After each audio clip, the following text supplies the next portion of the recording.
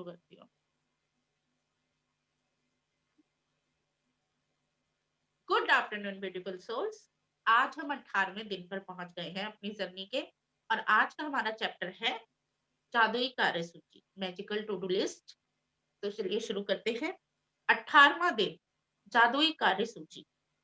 संसार जादुई चीजों से भरा है जो हमारी बुद्धि के पैने होने का इंतजार कर रही है। ईडन फिलपॉट्स, उपन्यासकार और कवि।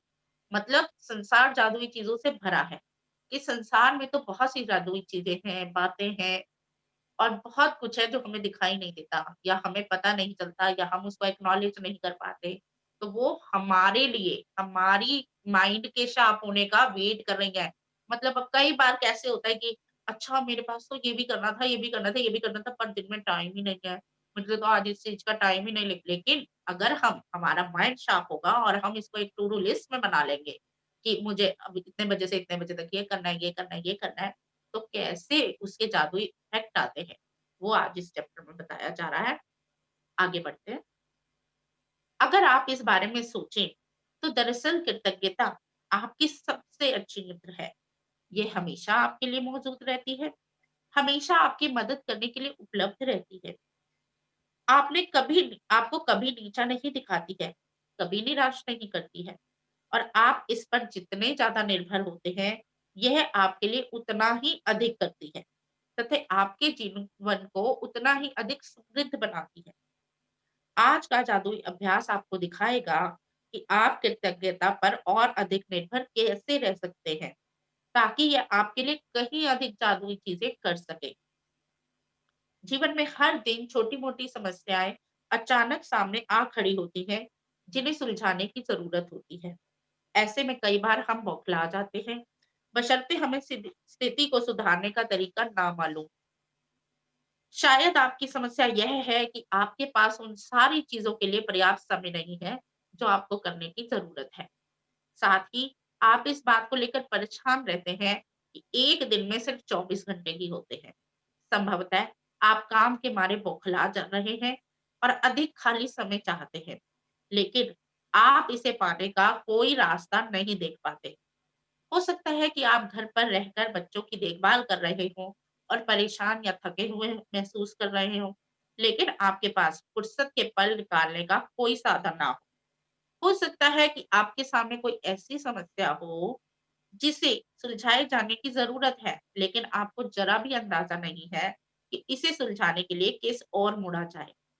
हो सकता है कि आपकी कोई चीज खो गई हो और आपने उसे खोजने की सबसे अच्छी कोशिश की हो, लेकिन किस्मत ने आपका साथ नहीं दिया।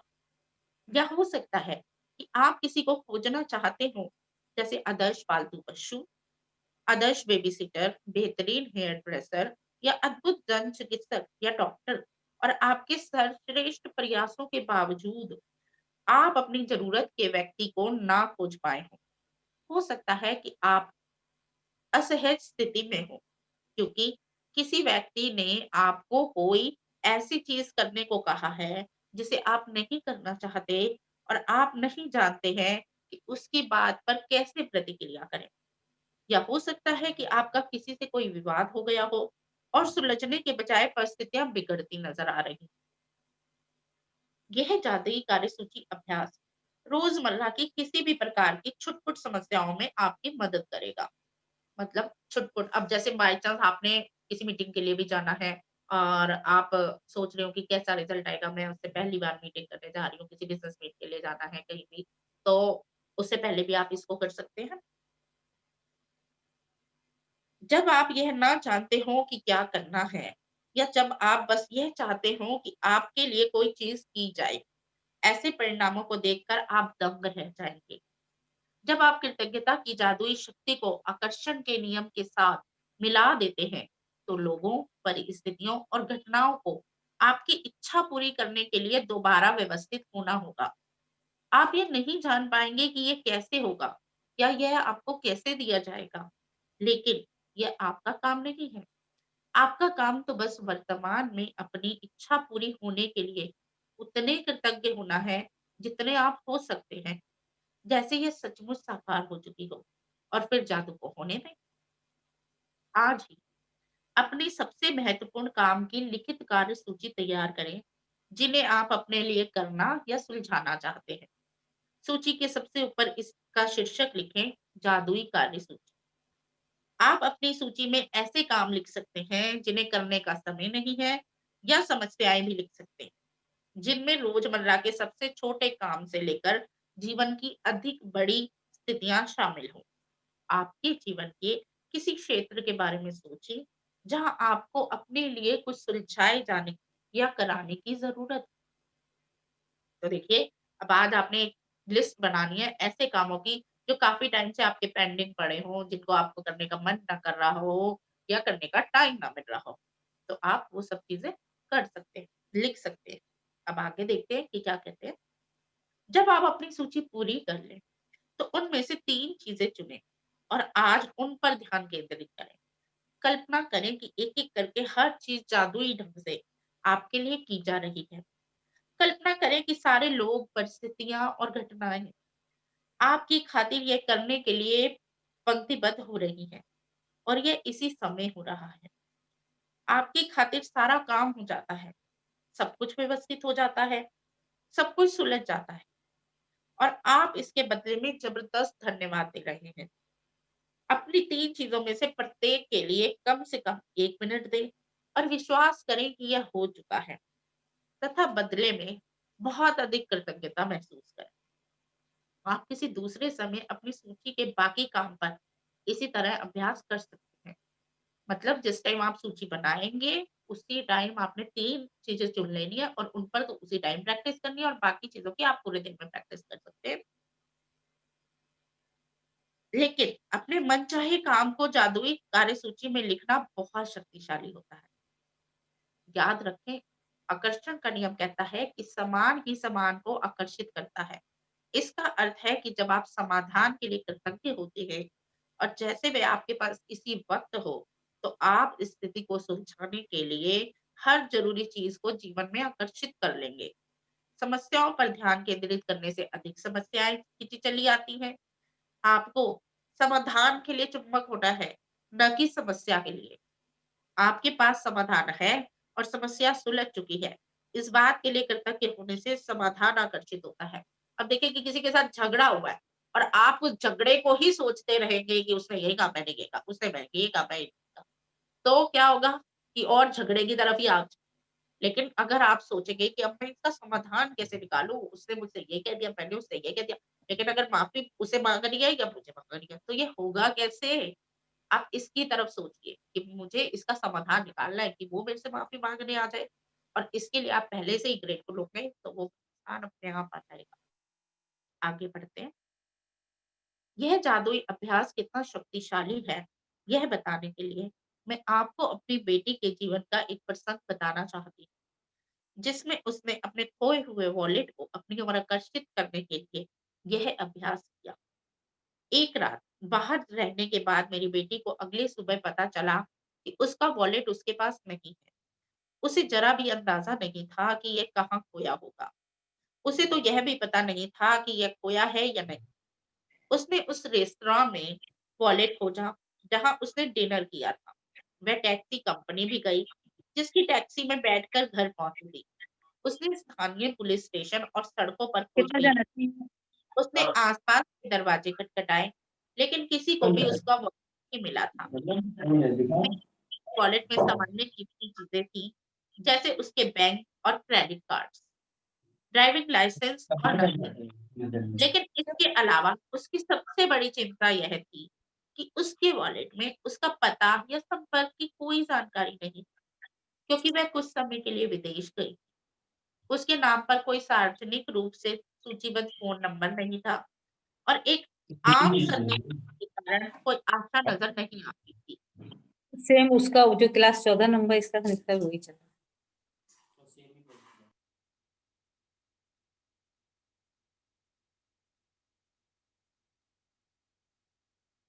लेकिन असंभव दिखने वाली बाधाओं के बावजूद उसने बैठकर अपनी आँखें मूंद ली और मन ही मन वॉलेट की तस्वीर देखने लगी।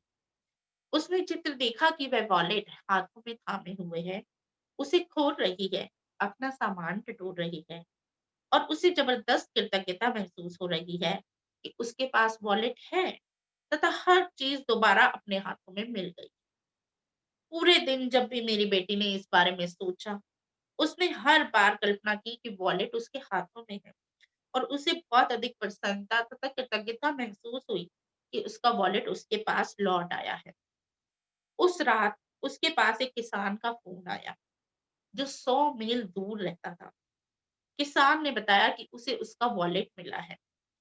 इस कहानी की असाधारण बात यह है कि किसान को वॉलेट सड़क पर सुबह-सुबह मिला था, वह भी मेरी बेटी बेटी के घर के ठीक बाहर।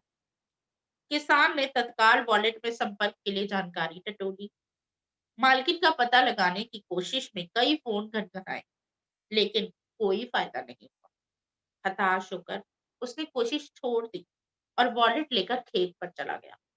लेकिन खेत में घूमते-घूमते उसे वॉलेट बार-बार याद आता रहा और उसने आखिरी बार इसकी मालकिन की खोज करने का निर्णय लिया। उसे एक पर्ची पर एक व्यक्ति का नाम दिखा और उसके नाम को मेरी बेटी के सरनेम के साथ मिलाकर डायरेक्टरी सर्च को फोन किया।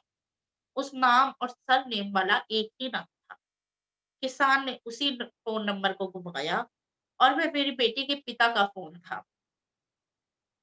हम ये बात आज तक नहीं समझ पाए हैं कि उस किसान को वह नंबर कैसे मिला, क्योंकि वह अनलिस्टेड नंबर था। इस घटना के बाद हमने कई बार डायरेक्टरी असिस्टेंट को फोन करके पूछा है और हर बार यही प्रतिक्रिया मिली कि माफ करें, इस नाम से कोई नंबर नहीं है।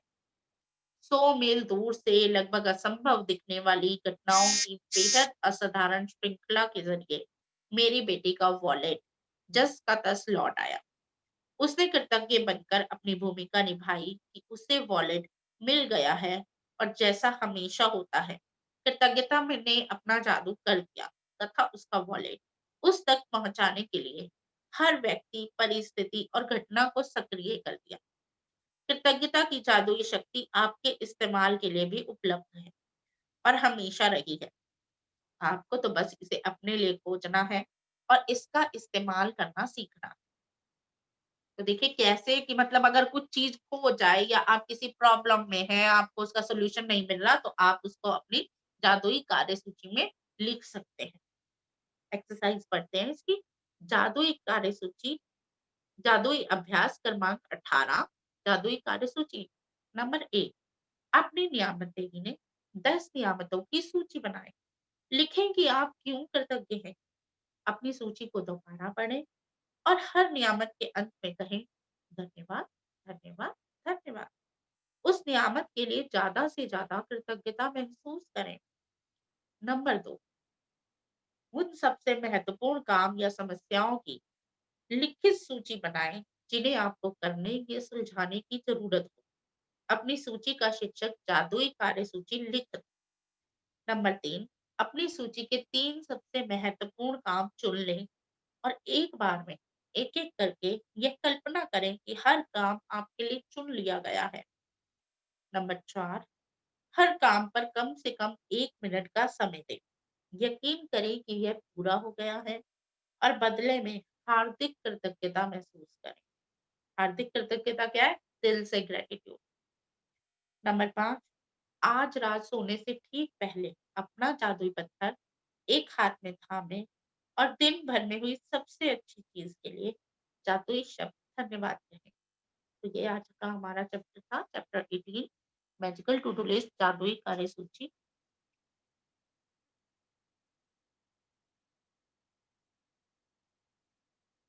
किसी को कुछ पूछना है तो पूछ सकते हैं।